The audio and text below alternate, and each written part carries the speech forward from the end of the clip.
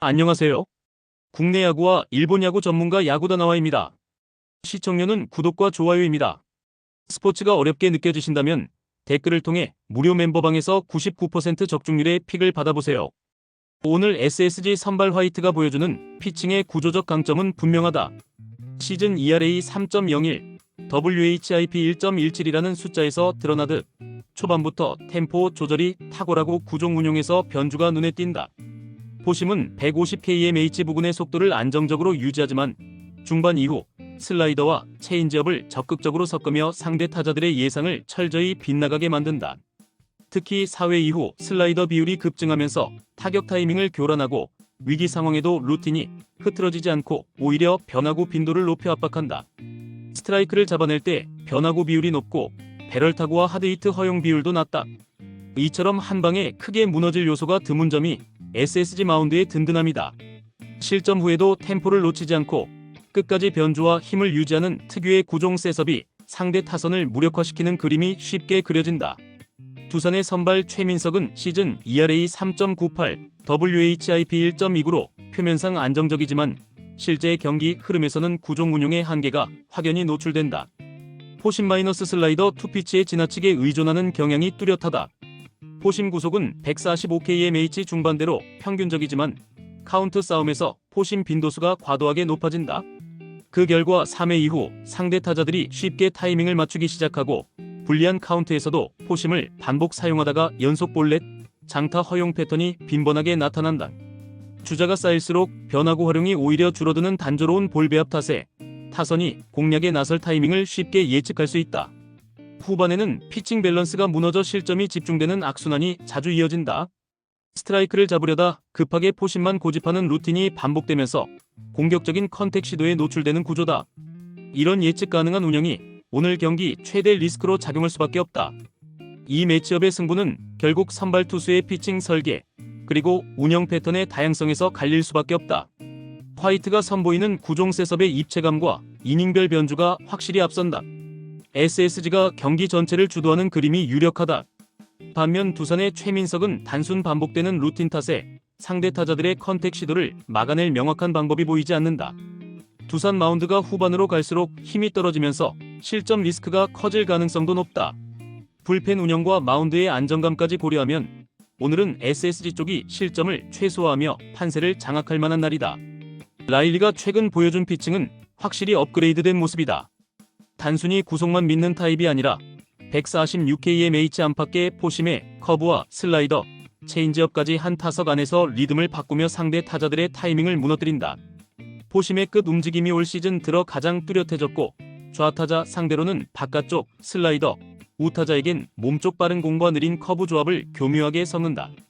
흥미로운 점은 이닝별로 구종 선택과 템포를 유연하게 바꾼다는 것인데 초반엔 빠른 공 비율이 높지만 중반 이후엔 변화구로 상대 타선을 유인하며 땅볼을 끌어내는 방식으로 실점을 최소화한다.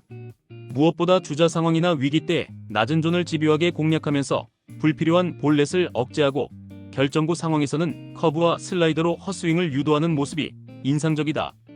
최근 팀 전체 득점 생산력도 안정적으로 뒷받침되고 있어 6이닝 이상 소화만 된다면 승리 요건을 갖췄다고 볼 수 있다.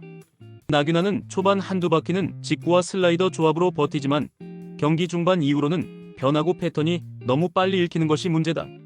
평균 144km/h의 포심과 슬라이더, 커브, 체인지업을 고루 쓰지만 이 중 체인지업에 몰리는 순간이 늘어나면 컨택 능력이 좋은 상위 타선엔 취약해질 수밖에 없다. 더불어 득점권에서의 위기 관리 능력 역시 아쉬운 대목이다. 주자가 나가거나 실점 이후엔 볼카운트 싸움에서 밀리는 장면이 반복되고 결국 단조로운 체인지업에 기대다 장타 허용으로 이어진다.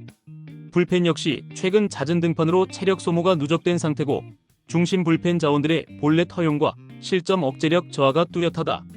전체적으로 불안 요소가 여러 곳에서 동시에 감지된다. 이 경기는 선발 싸움에서 확연한 차이가 드러난다. 라일리는 위기 관리 능력과 다양한 구종 운용을 통해 상대 타자들의 리듬을 확실히 흐트러뜨릴 수 있고 중후반까지 이닝을 책임질 수 있다는 점이 크다. 반면 나균아는 경기 중반 이후 구종 패턴 노출과 체인지업 의존도가 올라가며 대량 실점의 빌미를 제공할 가능성이 높다. 불펜 소모 역시 롯데 쪽에 더 부담이 크기 때문에 후반전으로 갈수록 실점이 늘어날 환경이다. 팀 전체 전력 밸런스에서 NC가 선발, 불펜, 타선 모두에서 안정감을 갖췄다고 평가할 수 있다. 고영표가 다시 한번 마운드에 오른다. 포심 자체는 제구가 정밀한 편이지만 평균 구속은 리그 상위권과는 거리가 있다. 구사 구종을 보면 투심과 체인지업, 그리고 커브를 섞어가며 타자, 타이밍을 적극적으로 흐트러뜨리는 전략이 기본이다.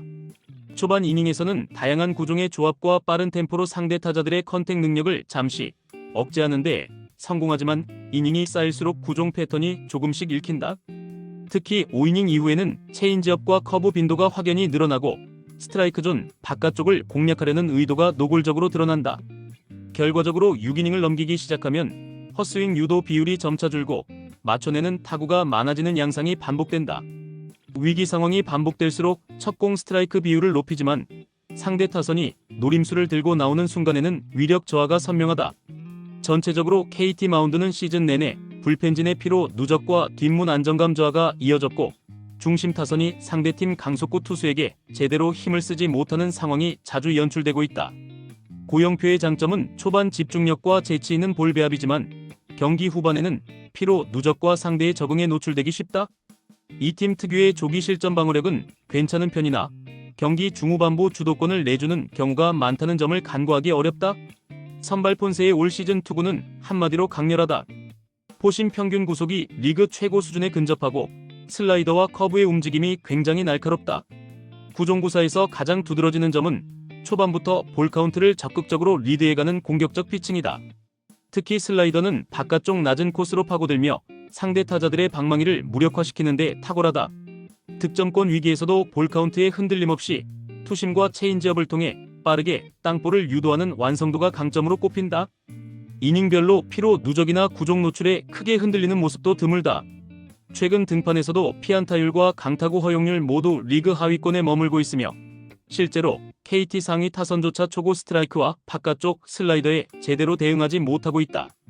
타선 지원만 뒷받침된다면 6이닝 이상은 안정적으로 소화하는 패턴이 반복되는 투수다. 상대적으로 이 팀의 불펜 역시 탄탄한 운영이 돋보인다. 후반 접전에서의 마운드 운용, 빠른 투수 교체와 좌우 스페셜리스트 투입이 최근 경기에서 연달아 적중했다. 불펜 전체가 위기 순간 집중력과 결정구 구사에서 경쟁팀 대비 우위를 보인다. 오늘 경기의 판세는 선발 매치업에서 명확하게 갈린다. 고영표는 초반 안정감이 있지만 구위와 구속의 한계로 중후반부 접점에서 불안 요소가 점점 커진다.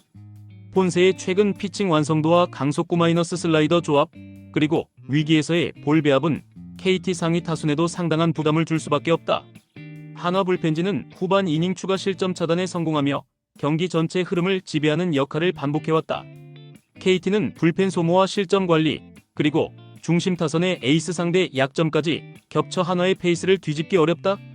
타이트한 실점 페이스, 견고한 마운드 운영이 오늘도 경기의 핵심이다. 이상 오늘 경기 모두 꼼꼼하게 분석해드렸습니다.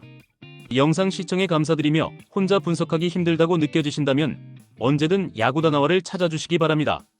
여러분의 수익에 한 걸음 더 다가갈 수 있도록 도와드리겠습니다.